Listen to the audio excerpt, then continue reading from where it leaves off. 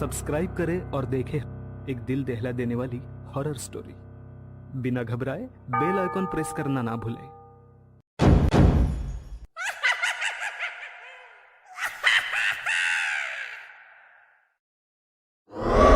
इस कहानी की लेखिका है विनीता मोहता।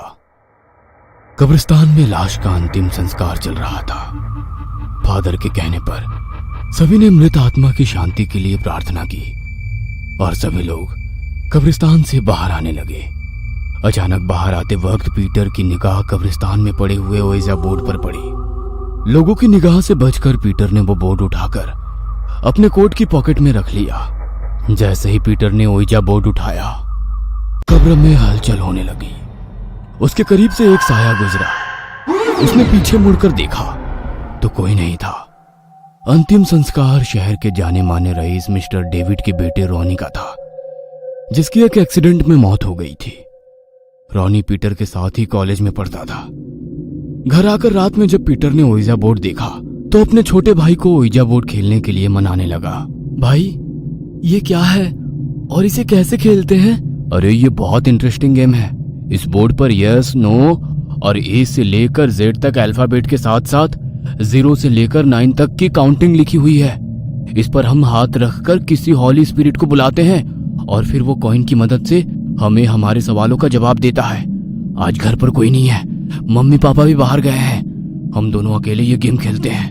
पहले तो उसका भाई खेलने के लिए तैयार नहीं हुआ, मगर फिर पीटर के इमोशनल ब्लैकमेल करने पर वो उसके साथ मिलकर ओइजा बोर्ड पर गेम खेलने लगा।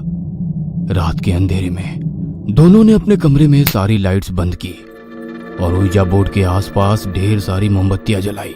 भाई, अभी भी सोच ले, वक्त है। कहीं ऐसा ना हो हमें पछताना पड़े। वैसे तुझे ये बोर्ड कहाँ मिला? अरे तू आम खाना, गुठलियां क्यों गिनता है? स्पिरिट से तेरे भी कुछ सवाल हो तो पूछ लेना, तेरे भी सारे सवालों के जवाब मिल जाएंगे। कुछ और मोमबत्ती जलाकर दोनों भाई एक सिक्का लेकर बोर्ड के आसपास बैठ गए। छोटा भाई अभी भी डर रहा था। पीटर उसे डांटते हुए बोला, सोच ले, यदि नहीं करना हो तो यहाँ से चला जा। मेरा मूड मत खराब करो। कितनी बार कहा है, कोई भी अच्छी चीज एंजॉय नहीं करते हो। पीटर के डांटने पर उसके भाई ने सिक्के पर हाथ रख दिया और वो लोग सिक्के को बोर्ड पर घुमाकर बोलने लगे, any holy spirit passing by please come, any holy spirit passing by please come. काफी देर तक दोनों किसी आत्मा के आने का इंतजार कर रहे थे, मगर ओइजा बोर्ड पर कोई हलचल नहीं हुई। मैंने कहा था ना, ये सब कुछ बकवास है, कुछ नहीं होता। Holi spirit my foot.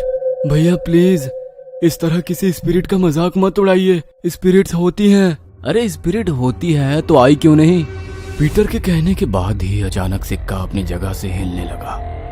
दोनों एक दूसरे की ओर देखने लगे। ये तू कर रहा है ना छोटे? देख, वैसे ही मेरा दिमाग खराब है, मुझसे मजाक मत कर। अरे नहीं भैया, मैं नहीं कर रहा। यह सुनकर पीटर की आंखों में चमक आ गई। तू नहीं कर रहा मतलब सच में स्पिरिट यहाँ पर है? स्पिरिट यदि यहाँ पर हो तो अपने होने का सबूत दो। पीटर के कहते ही कॉइन की टक्कर यस पर पहुंच गया। पीटर खुशी से उछल गया। छोटे देख, मैंने कहा था ना, अब मजा आएगा, हमारे सारे सवालों का जवाब मिल जाएगा। स्पिरिट, तुम्हारा नाम क्या है? स्पिरिट ने बोर्ड पर घूमकर कॉइन की मदद से जवाब दिया, रॉनी। RONY, Ronnie? हैं? यहाँ क्यों आए हो? तुम्हारे आने का मकसद? स्पिरिट ने फिर बोर्ड पर कॉइन की मदद से जवाब दिया, रिवेंज। रिवेंज? मगर किससे रिवेंज? आत्मा का ये जवाब सुनकर छोटा भाई घबरा गया और पीटर से बोलने लगा, भैया बस हो गया, अब ये सब बंद करो। अरे जरा उसका जवाब तो सुनने दे। तू हर वक्त डरता रहता है। मुझे जानना है क्या ये सच में रॉनी है या कोई और? प्लीज बताइए, किससे रिवेंज लेना है? स्पिरिट ने फिर बोर्ड पर कॉइन की मदद से जवाब दिया कि पीटर। यानी कि मुझसे? मगर मैंने तुम्हारा क्या बिगाड़ा है? पीटर बोल रहा था कि अचानक एक आत्मा उन दोनों के सामने आ गई, जिसके सर पर चोट लगने के कारण खून बह रहा था। आंखों की जगह गड्ढे थे और शरीर पर मिट्टी लगी हुई थी। अचानक अपने सामने उस रॉनी को देखकर, जिसे आज सुबह ही उसके साथ मिलकर दफनाया था, पीटर की चीख निकल गई। वो डरकर अचानक से उठकर बैठा तो खुद को अपने बिस्तर पर पाया। अपने आसपास देखने लगा तो वहां पर कोई ओइजा बोर्ड या मोमबत्ती नहीं थी। सामने देखा तो एसी चल रहा था। मगर वो पूरी तरह पसीने में लथपथ हो रखा था। उसने एसी का टेम्परेचर कम करके कूलिंग बढ़ाई ताकि उसका पसीना सूख जाए और पास रखी पानी की बोतल से पानी पिया और उस ओइजा बोर्ड के बारे में सोचने लगा। उसने अपनी अलमारी खोलकर देखी तो ओइजा बोर्ड वहां पर सामने वैसे ही रखा था जैसे सुबह कब्रिस्तान से आने के बाद रखा था। ये ऐसे कैसे यहाँ पर रखा हुआ है? इसका मतलब क्या मैंने जो कुछ भी देखा वो एक सपना था? वह घबराकर अपने पलंग पर बैठ गया। तभी उसे अपने भाई का ध्यान आया। उसका भाई पलंग पर नहीं था। वो उसको खोजने के लिए जैसे ही अपने पलंग पर से उठा, अचानक पूरे घर की लाइट चली गई। मोबाइल की रोशनी में वो अपने भाई को पुकारता हुआ चला जा रहा था। छोटे, कहाँ है तो? छोटे! वो पूरे घर में मोबाइल की रोशनी से उसे ढूंढ रहा था। वो उसे ढूंढते ढूंढते घर के गार्डन में आ पहुंचा। चारों ओर अंधेरा था, केवल मोबाइल की टॉर्च जल रही थी। अचानक उसके सर पर से उड़ता हुआ एक चमगादड़ निकल गया। वह हैरानी से चमगादड़ को देख रहा था। शहर के बीचों बीच चमगादड़ का क्या काम? आज से पहले तो कभी नहीं देखा। तभी उसकी निगाह बगीचे के बीच में लगी हुई कुर्सी पर गई। वहां पर कोई बैठा हुआ हिल रहा था। वह मोबाइल की रोशनी में उसके करीब पहुंचा। उसने डरते हुए उसके कंधे पर हाथ रखा तो वो उसका छोटा भाई था। तू यहाँ पर बैठा हुआ है और मैं तुझे सारे घर में ढूंढ रहा हूँ। चल मेरे साथ, चल अंदर चल। यहाँ अंधेरे में क्या कर रहा है? पीटर उसका हाथ पकड़कर घर के अंदर ले जा रहा था। तभी लाइट आ गई और सामने से उसका भाई चला आ रहा था। अरे भैया, आप यहाँ पर क्या कर रहे हो? मैं कब से आपको ढूंढ रहा हूँ। आधी रात को अंधेरे में घूमने का शौक कब से आपको हो गया? अपने भाई को सामने देखकर पीटर ने डरते हुए पीछे पलटा तो वहां पर रोनी खड़ा था। मुस्कुराते हुए पीटर को देख रहा था और उसके मुंह से निकला, बदला लेकर रहूंगा, रिवेंज। पीटर डर के मारे चीख रहा था। उसे चीखते हुए देख उसका भाई बोला, क्या हुआ? क्यों परेशान हो रहे हो? वो रोनी खड़ा हुआ है। कौन रोनी? किसकी बात कर रहे हो? वही रोनी जिसकी स्पिरिट ओइजा बोर्ड के कारण यहाँ पर आ गई। वो मुझसे बदला लेने आया है। क्या हुआ? सब कुछ ठीक तो है? अभी आपको रोनी दिख रहा था, अब आप कोई ओइजा बोर्ड की बात कर रहे हो। और बदला? किस बदले की बात कर रहे हो? क्या किया तुमने? पीटर डर से रोनी की ओर देख रहा था। तुम्हें याद नहीं, थोड़ी देर पहले हम लोग ओइजा बोर्ड पर स्पिरिट को बुला रहे थे। रोनी की स्पिरिट आ चुकी है, वो अपना बदला लेकर रहेगी। पीटर की बातें सुनकर उसका भाई उसका मुंह सूंघने लगा। कितनी बार कहा है, यदि शराब सहन नहीं होती तो पीते क्यों हो? कौन सा ओइजा बोर्ड? कौन रोनी? होश में तो हो। चलो चलकर सो जाओ, सुबह बात करेंगे। मैं सच कह रहा हूँ, वो बदला लेने आया है।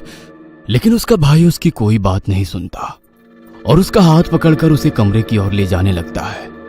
पीटर जैसे ही पीछे मुड़कर देखता है तो वहां पर रोनी खड़ा था। सारी रात दहशत की वजह से पीटर को नींद नहीं आती है। अगली सुबह वो चर्च पहुंच जाता है और फादर के पास जाकर सारी सच्चाई बताता है। माय चाइल्ड, तुमने जो कुछ भी कहा वो मैंने सुना, मगर तुम्हें कन्फेशन करके रोनी की आत्मा से माफी मांगनी होगी। शायद वो तुम्हें माफ कर दे। कन्फेशन बॉक्स में खड़ा हुआ पीटर बोल रहा था, रोनी मुझे माफ कर दे, मुझसे बहुत बड़ी गलती हो गई। सोचते हुए पीटर कॉलेज के उस दिन में पहुंच गया जिस दिन रोनी की एक्सीडेंट में मौत हुई थी। ए पीटर सुनो, मैंने तुमको देखा है, तुम कॉलेज के बाहर एग्जाम के पेपर लीक कर रहे थे ना। साले, जो लोग साल भर पढ़ते नहीं पेपर खरीद के अच्छे नंबरों से पास हो जाएंगे, और जो लोग पढ़ते हैं उनका क्या? रोनी, मुझे सिखाने की जरूरत मत कर, मुझे पता है क्या करना है और क्या नहीं। मेरे मामले से दूर ही रह, समझा? वरना कहाँ गायब हो जाएगा ना, किसी को पता नहीं चलेगा। पीटर तू मुझे धमकी दे रहा है? देख मैं तेरा क्या हश्र करता हूँ। गुस्से में रोनी अपनी बाइक लेकर कॉलेज से निकला ही था कि उसके पीछे पीछे पीटर बाइक लेकर निकला और किसी को फोन लगाकर बुलाया। अचानक राइट साइड चलते चलते रोनी के सामने एक ट्रक आया और उसकी बाइक को टक्कर मारकर चला गया। टक्कर बहुत जोरदार थी। रोनी का बैलेंस बिगड़ गया और वो जमीन पर गिर गया। ट्रक तो वहां से निकल गया। पीछे से आ रहा पीटर रोनी के करीब आया और बोला, साले बहुत हवा में उड़ रहा था ना, देख तेरा क्या हश्र किया। कहते हुए वो उसके आसपास बाइक घुमाने लगा और थोड़ी देर में उसके शरीर पर से बाइक निकाल कर ले गया और रोनी तड़प तड़प कर वहीं मर गया। कन्फेशन बॉक्स में पीटर जोरों से रो रहा था। माय चाइल्ड पीटर, तुमने गलती तो इतनी बड़ी की है कि रॉनी तो क्या, गॉड भी तुमको माफ नहीं करेगा। मगर इंसान यदि अपनी गलती मान लेगा तो भगवान भी उसे माफ करने के लिए एक कदम आगे बढ़ाता है। God bless you my child. हम रॉनी की आत्मा की शांति के लिए विशेष प्रार्थना करेंगे। पीटर उदास होकर चर्च से बाहर निकल रहा था कि उसे रॉनी दिखाई दिया, मगर कल की तरह गुस्से में नहीं बल्कि एकदम शांत खड़ा था। लगता है रॉनी ने मुझे माफ कर दिया। वह रोड पर बिना देखे रॉनी की ओर जा रहा था। अचानक कहीं से एक ट्रक आया और पीटर को मारकर चला गया। रॉनी की आत्मा दूर खड़ी इस नजारे को देख रही थी। रॉनी ने तो अपने कातिल को माफ कर दिया, मगर गॉड उसके गुनाह को माफ ना कर पाए। ये कहानी आपको अच्छी लगी हो तो हमें सब्सक्राइब करें, हमारा इंस्टाग्राम और फेसबुक पेज जरूर फॉलो करें। और हाँ दोस्तों, सब्सक्राइब करना भूलना मत।